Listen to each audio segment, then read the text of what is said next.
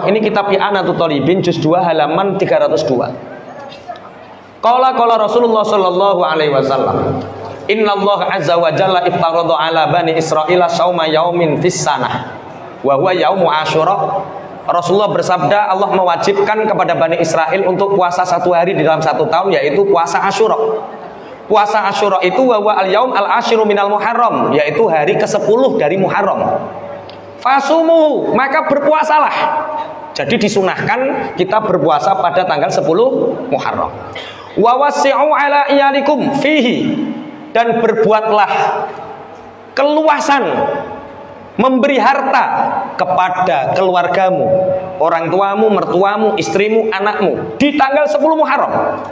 Fa innahu man wasa'a fihi ala iyalihi wa ahlihi min malihi wasa'allahu alaihi sa'ira sanatihi fasumuhu. Barang siapa yang memberi keluasaan harta kepada keluarganya, anak istrinya, maka Allah 1 tahun ke depan, 1 tahun penuh akan memberi keluasaan kepada orang itu, Pak.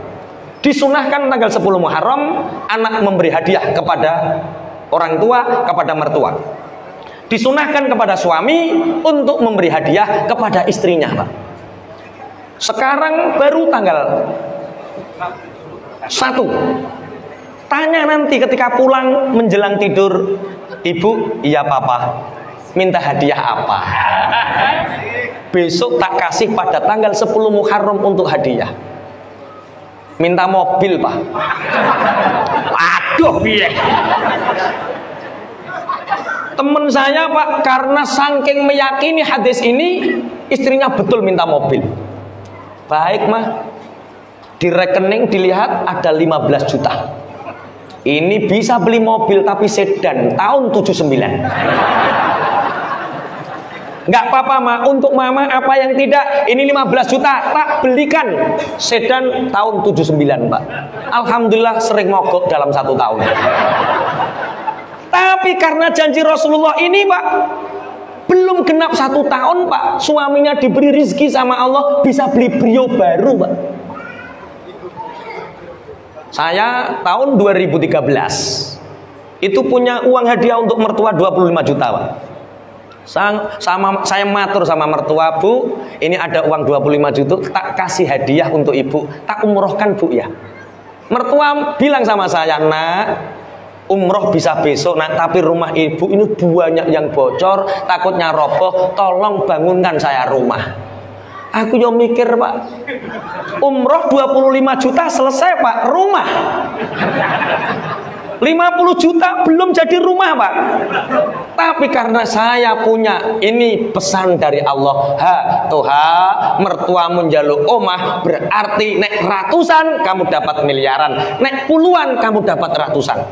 Bismillah, Bu, doakan menantumu ini. Sampai Ibu ngomong, seponorogo ngomong, Pak. Setiap orang dikasih tahu menantu terbaikku anak Bojonegoro ini.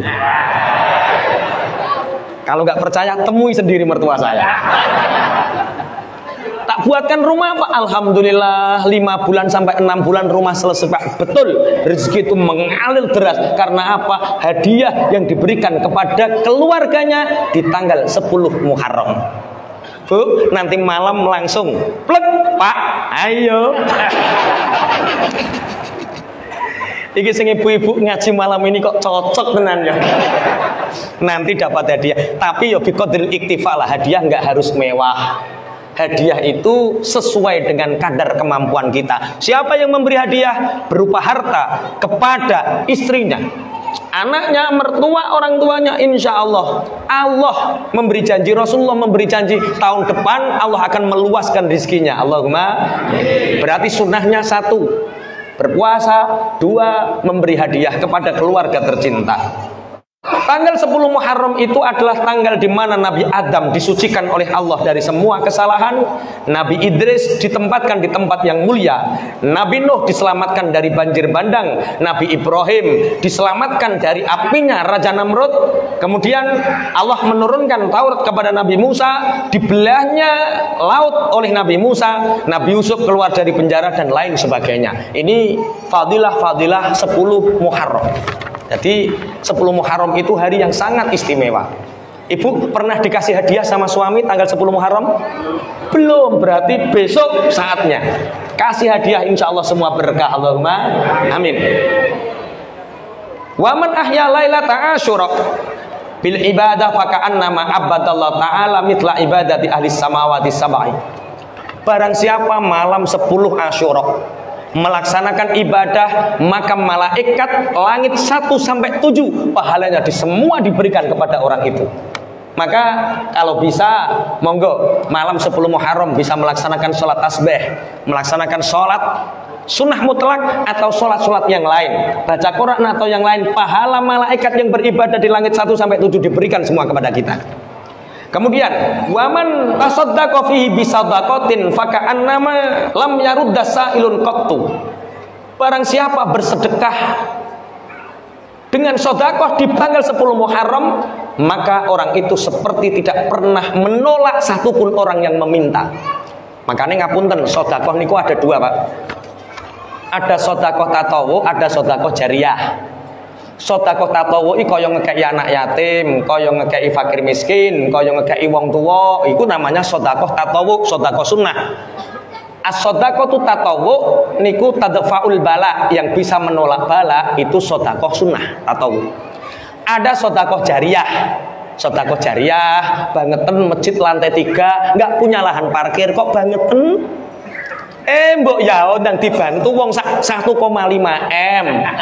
1,5 M itu kan sedikit toh. Sedikit, nggak banyak, untuk Allah nggak ada yang banyak. Saya Pak di pondok memang jauh nominalnya dengan sini. Kalau daerah saya itu 1 meternya 80.000 sampai 100.000 untuk pondok.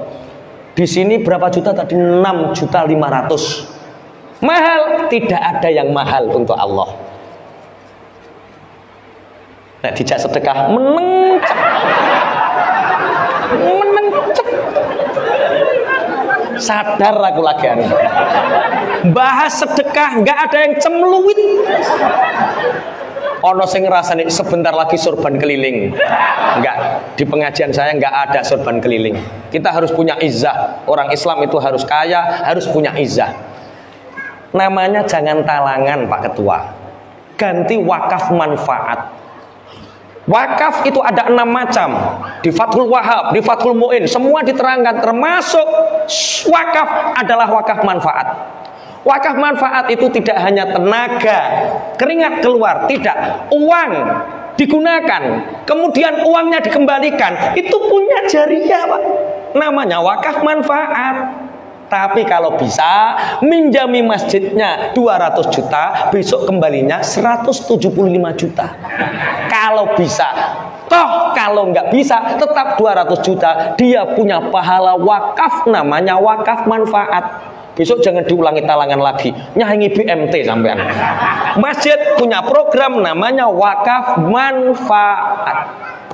Oke, tak lanjutkan. Sedekah. Wis mau naik. Allah, Masya Allah. Habis ini tanya jawab, tapi nggak usah lama-lama ya.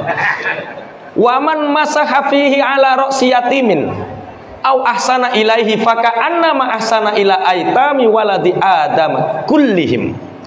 Barang siapa di tanggal 10 Muharram itu mengusap kepala anak yatim 1, seperti mengusap anak yatim pahalanya seluruh anak yatim di dunia ini.